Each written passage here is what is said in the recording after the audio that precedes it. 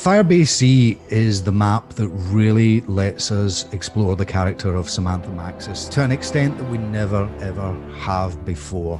D Machina was really introducing people to the Dark Ether storyline, which, you know, as I've said in the past, only exists because of everything that had gone before, but it now has a whole new trajectory, and Firebase Z is the one that really makes it explode. What I love about Firebase Z is that it's set in Vietnam. In this all-new experience, we've broken the map up into two locations. The Firebase, which is the facility where scientists and soldiers do experiments and mine the dark ether. And then we have the village, that's where the scientists sleep and do all their research. My team's reached the village.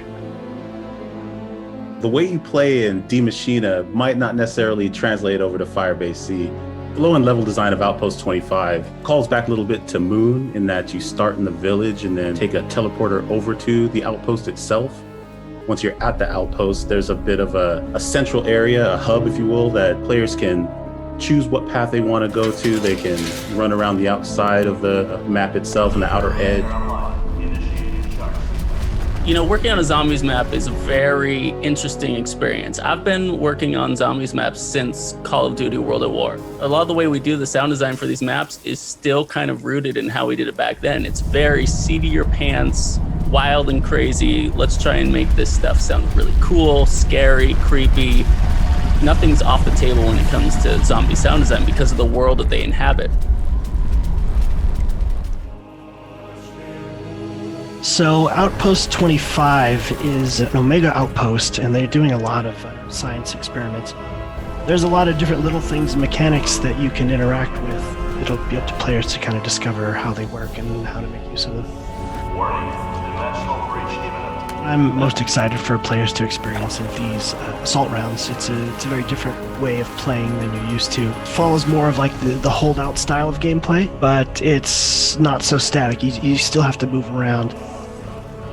Artillery strike and napalm strike start to become key at the higher rounds, especially in the assault rounds, because it's just excellent crowd control on top of just being super epic. Standing at an elevated position, kind of looking down at the defense lines while these artillery strikes are just bombarding the play space. It's awesome. When we got together to try to brainstorm ideas for new enemies, you know, there's lots of different ideas that came about. You know, the one we kind of gravitated towards was this idea of the ambush style enemy. Now the Mimic is tricky. This guy hides out as items, and as you approach them, transforms into this tentacled beast that grabs you, suck you in, bite you. Basically, if you see something sitting around and wonder why nobody picked it up, why is that awesome item still sitting there? It's probably a Mimic.